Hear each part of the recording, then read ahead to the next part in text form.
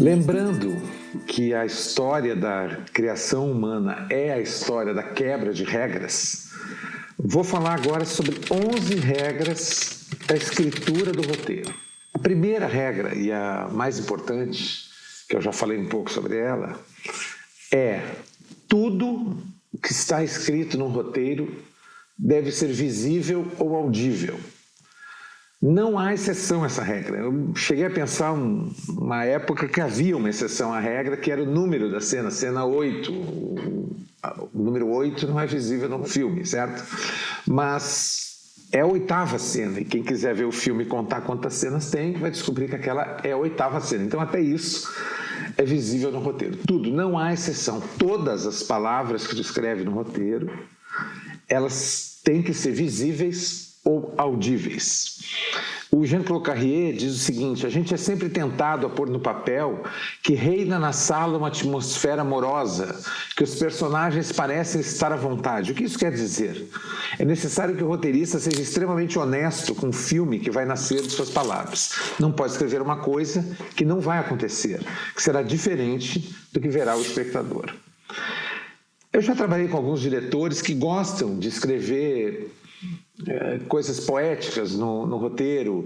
Eles gostam de escrever, por exemplo, livres dos traumas da infância, João parte para a liberdade. Uma rubrica, no meio de uma rubrica. Como é que isso vai filmar? Eu penso, como é que o cara vai filmar isso? Mas eles gostam disso porque é uma maneira, é um lembrete para falar para o ator na hora da cena, de esse é o momento que ele se livra dos traumas da infância e parte para a liberdade.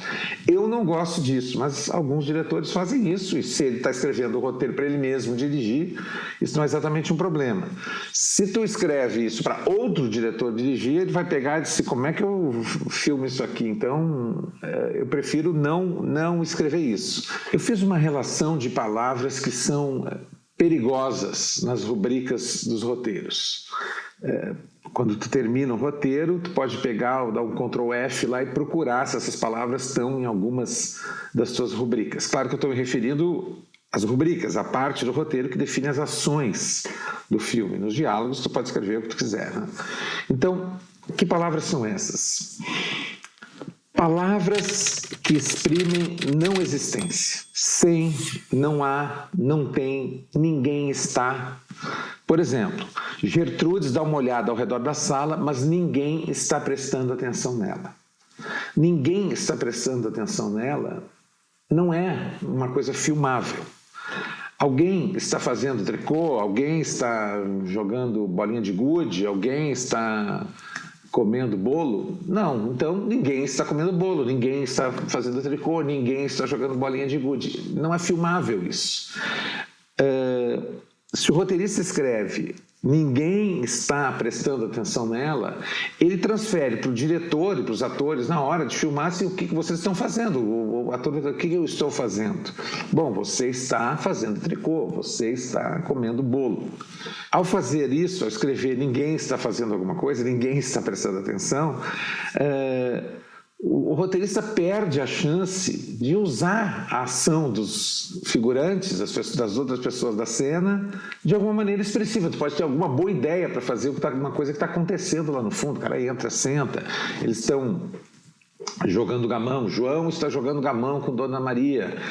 Marcos está comendo bolo. Então tu escreve ali, tu escreve alguma coisa, mas tu não pode escrever que ninguém está fazendo nada, porque isso não é uma ação. Uma imagem não pode dizer eu não sou. Você não consegue fazer uma imagem que exprima uma negação. Mesmo que o Magritte tenha brincado com essa impossibilidade ao fazer um cachimbo e escrever embaixo, isso não é um cachimbo. Ele precisou de palavras para dizer isso, porque você não consegue fazer uma imagem que diga isso não é um cachimbo, sem usar palavras. Palavras que exprimem relações não visíveis, no sentido de pertencer de alguém ou de alguma coisa. O seu filho, fala com seu filho, João, fala com o filho dela, Maria fala com o marido dela, Marcos. Como é que eu vou saber que aquele cara que ela está falando é o marido dela? Como é que eu dramatizo Então, relações não visíveis, pertencer de alguém, ser de alguém, o bairro onde passou sua infância, a cidade na qual casou, isso não é visível quando tu filma a cidade, isso tu vai ter que transformar em palavras de algum jeito. Então, palavras que exprimem relações não visíveis. Palavras que exprimem duração de tempo. Longamente, alguns dias, horas a fio, sem demora. João ficou horas a fio olhando para a praça. Maria passava todas as tardes no seu quarto. Como é que eu filmo todas as tardes? Fazer sentir passar o tempo. Se eu quero fazer uma cena que Maria passa todas as tardes no seu quarto, isso vai ter que ser por exemplo, ideia ruim. A gente pode fazer ela sentada no quarto dela, trabalhando com uma roupa, o tempo passa, anoitece, amanhece, ela está com outra roupa, é dia seguinte, dá a ideia de que foi o dia seguinte, tem restos de comida, ela está de pijama, anoiteceu de novo, está dia de novo, faz uma sequência.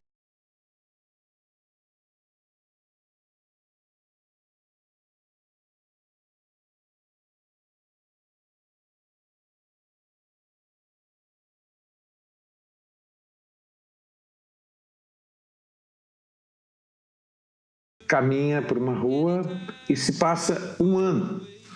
Vem o inverno, vem o verão, chove, as pessoas mudam de roupa, mudam de figurino. Se passa um ano durante um plano sequência. Então ele fez passar um ano num plano sequência com uma música tocando e fez sentir passar o tempo.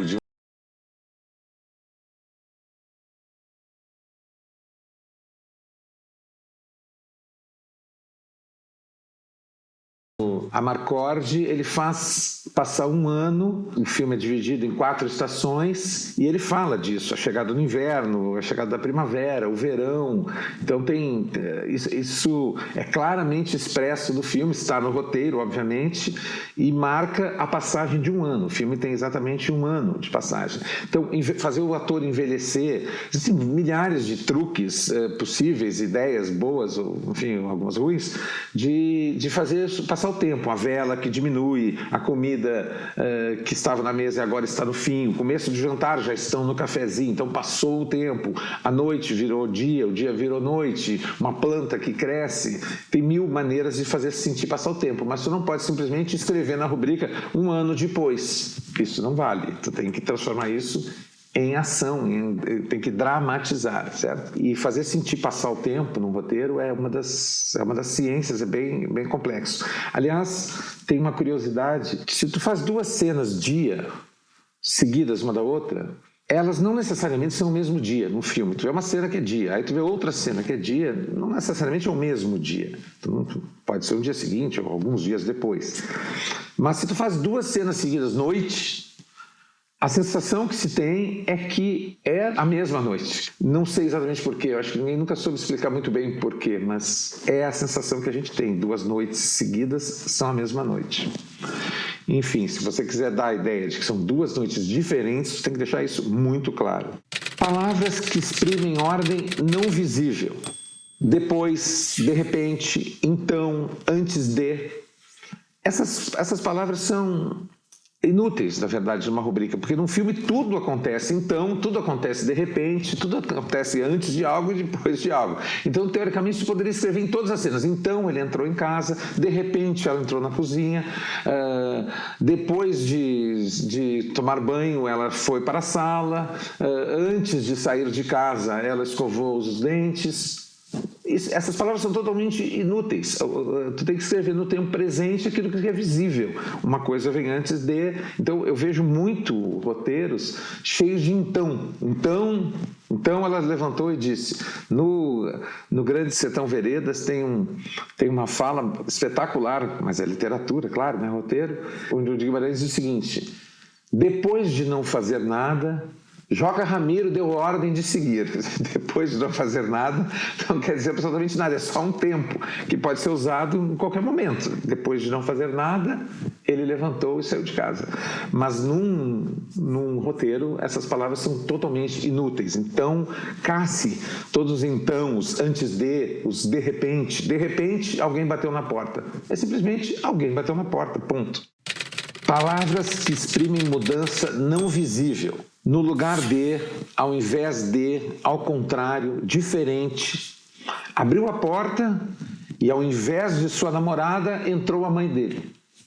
Bom, quem é que imaginava que entrasse? Se tu quer dar a sensação de que ele estava esperando a sua namorada e entrou a mãe dele no lugar, ao invés de sua namorada, você tem que escrever isso do roteiro de alguma maneira que a gente saiba que ele está esperando a sua namorada. Por exemplo, ele está na sala,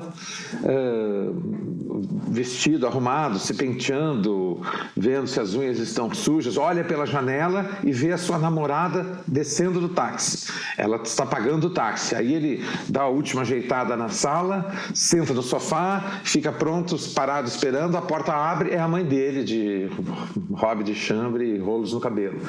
Tu cria a expectativa de que vai entrar a namorada e entra a mãe dele, mas simplesmente dizer que em vez de sua namorada entra a mãe não é roteiro, tem que dramatizar. Palavras que exprimem quantidades subjetivas. Vários, muitos, alguns, bastante. Se você escrever algumas pessoas estão na praia, o produtor vai te perguntar se algumas pessoas são 5 ou se são 45. Ou ele pode decidir por conta dele que são 3, porque tu falou algumas, pode ser só 3. É mais barato 3 figurantes do que 45. Então, quando tu vai escrever algumas pessoas estão na praia, tu tem que dizer cerca de 20 pessoas estão na praia. Ou 10 pessoas estão na sala, 5 pessoas estão no quarto. Não pode dizer algumas pessoas estão na sala, porque isso pode ser, varia de 20 a 3, certo? Palavras que exprimem qualidades não visíveis do espaço. Longe, ermo, distante, afastado, vizinho. Na varanda de uma casa afastada de tudo e de todos, um homem toca violão. Esses exemplos que eu dou sempre são exemplos que eu peguei de alguns roteiros, certo? Na varanda de uma casa afastada de tudo e de todos, um homem toca violão. O que é essa cena? Um homem tocando violão na varanda de uma casa. Ela é afastada de tudo e de todos? Não tem como saber, vendo o filme. O que eu estou vendo é um homem numa varanda. Se eu der um plano aberto, chegar de drone e passar por cima de um mato e descobrir que essa casa está afastada de tudo e de todos, bom, aí sim ela está afastada de tudo e de todos. Então, se eu quiser filmar uma cena que eu quero dizer que um homem mora numa casa afastado de tudo e de todos, o que o roteiro tem que escrever é uma floresta com rios, lagoas e montanhas, patos voando sobre as nuvens, lá no meio da floresta, lá embaixo, uma casinha perto de um açude, na varanda da casa, um homem tocando violão. Isso, assim, de improviso, pode ser um roteiro que diga que o homem está numa casa afastado de tudo e todos, certo? Palavras que exprimem qualidades não visíveis da matéria. Gelado, áspero, pegajoso, quente, leve, pesado. Não adianta escrever isso no roteiro. Segura um copo pesado, segura um copo leve, segura um copo gelado. Isso não é visível. Se isso é importante para o roteiro, para a história, para contar a história, se é importante escrever, dizer que essa coisa que ele segura é pesada, o homem tem que pegar aquela mala, tenta erguê-la, não consegue, larga a mala. Arregaça as mangas, segura a mala, com grande esforço consegue erguer a mala. Bom, isso é uma mala pesada, tem que transformar isso em ação, certo? Palavras que exprimem faculdades do conhecimento. Pensa, lembra, não lembra, esquece, ignora, descobre, percebe, não percebe, entende, sem entender, provando que, como se, acha que, parece, com ar de, porque, já que, imaginando que, supõe, deduz, conclui. Tudo isso é inútil no roteiro. Imaginando que ela vai ligar, ele senta ao lado do telefone. Isso não é roteiro. O roteiro é ele senta ao lado do telefone. O imaginando que ela vai ligar é literatura, certo? Então, tem que ser dramatizado se a gente quiser que seja visível. Palavras que exprimem faculdades da vontade, do desejo. Quer, sente, deseja, pretende, sem querer, por obrigação, por acaso, sem querer, pisou no tapete. Como é que eu sei que é sem querer? Como é que eu vejo que foi sem querer? Isso precisa ser dramatizado. Palavras que exprimem operação afetiva não visível. Amar, apaixonar-se, sentir falta, com saudade. Não confundir com emoções visíveis, como triste, alegre, furioso ou surpreso. Isso pode ser visto, né? Mas sentir falta, ele sente falta do seu cachorro e caminha pela calçada. Isso não é roteiro, isso é literatura, né? São também palavras invisíveis, todas as expressões redundantes ao ato cinematográfico. Câmera mostra, vemos, o espectador vê, público vê. É muito comum em roteiros, público vê que ele está tenso, o espectador vê, vemos é praticamente uma praga. Vemos um cachorro, vemos uma casa, vemos as nuvens, vemos uma cidade, vemos uma montanha, tudo num filme vemos, né? Então vemos, nossas rubricas são totalmente dispensáveis, né? Tudo que está no filme vemos ou ouvimos. O Giba lembra de uma exceção interessante que ouvimos é importante, o vemos é totalmente inútil e dispensável, mas o ouvimos não, porque o ouvimos significa ouvimos, mas não vemos. Porque se tu escreve um cachorro late, eles caminham pelo campo, um cachorro late. Pode dar a impressão que há um cachorro em cena e que a gente está vendo esse cachorro, né? Então, se não estamos vendo o cachorro, se não há um cachorro em cena, é melhor escrever ouvimos o latido de um cão, porque isso significa que ele não é visível, ele é só audível, certo? Muito bem, então toda essa lista curiosa de palavras invisíveis, e o que não é visível ou audível não é roteiro, fazem parte da regra 1. Tudo num roteiro deve ser audível ou visível. Regra 2. O roteiro deve ser dividido em cenas. A cena é uma unidade de tempo, espaço e de ação dramática. O que é exatamente uma cena? Não é uma definição tão simples assim, mas a gente, quando escreve um roteiro, tem que ser dividido em cenas. Cena 1, anterior dia, casa de Luiz. Aí tem a descrição da cena. Cena 2, exterior, dia, calçada. A descrição da cena. Cena 3, cada vez que troca de um lugar para o outro, troca a ação dramática. Às vezes, a cena começa na sala e segue até a calçada. Então, aí, por isso não é tão simples assim, né? Às vezes tu tem que dizer cena 1, casa, interior, dia, / calçada, exterior, dia, porque a pessoa será seguida na mesma cena, então tu tem que dividir as várias locações. Por que tu faz assim? Porque a cena 1, casa, interior, dia, eu vou filmar terça-feira de manhã. A cena 2, calçada, exterior, dia, eu vou filmar sexta que vem, em outra cidade. Então elas estão grudadas ali no roteiro, mas elas são às vezes muito separadas na produção. Então a gente filma por cena. Esta é uma cena. O que é exatamente uma cena? Às vezes tem cena 1, interior, dia, casa de Luiz. Cena 2, interior, dia, casa de Luiz. Horas depois, muita coisa aconteceu, mudou-se muito o cenário, entrou gente, chegou gente, então já é outra cena, não é exatamente a mesma cena. Então aí são dois lugares. Duas cenas no mesmo lugar, mas são divididas em duas cenas. Vamos pensar num filme do Scorsese, que adora fazer isso, Os Bons Companheiros. A cena segue dois personagens que entram numa casa de shows. Eles entram, passam pela cozinha, vão para a sala, caminham para uma grande sala de espetáculo, sentam numa mesa. Aquilo tem várias locações na mesma, mas é uma cena só, porque a unidade dramática é uma só, um plano sequência que passa por vários cenários. A mesma cena pode passar muito tempo. Por exemplo, no Saneamento Básico, tem uma cena em que os personagens resolvem escolher o nome do cientista que vai fazer um filme. Como vai ser o nome do cientista? Eles estão discutindo essa bobagem. Não tem que dizer o nome do cientista, não? É melhor. Eu senti falta quando você falou. E passou um longo tempo discutindo isso. Como é que a gente fez sentir esse passar do tempo? Eles começam numa parte da sala e termina, a cena continua noutra parte da sala, na mesa. Eles já jantaram, a gente vê que eles já comeram. Então, dá a ideia de que passou-se um longo tempo ali. Pelo amor de Deus, chega! Estão aqui às 2 da manhã discutindo o nome de cientista. Não tem a menor importância. Amanhã a gente encontra alguém para fazer cientista, ele dá o nome, pronto. É a mesma cena? Acho que não. Eu acho, não me lembro como eu fiz no roteiro, mas acho que eu dividi em 2 cenas.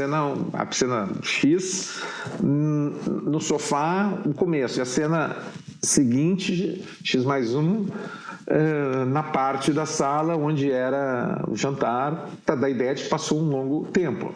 Apesar de ser os mesmos personagens e no mesmo espaço e na mesma noite.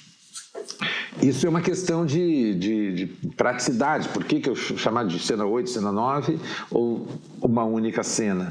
Talvez para dividir, que na cena 8 não tem a comida, não precisa a produção.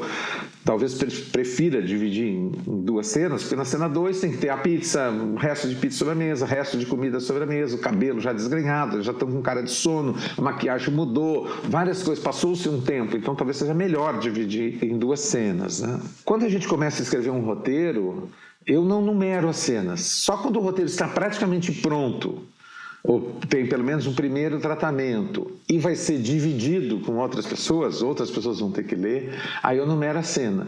Porque coisa mais chata que tem é um roteiro assim, cena 8B, porque tinha 8, depois escrevemos uma nova, entrou aqui e ficou 8B. Depois que as cenas são numeradas e distribuídas para a produção, aí é melhor manter a cena sem mudar o número, porque senão foi a antiga cena 8, que agora é a 9, não, a 8B, a 8C é linha.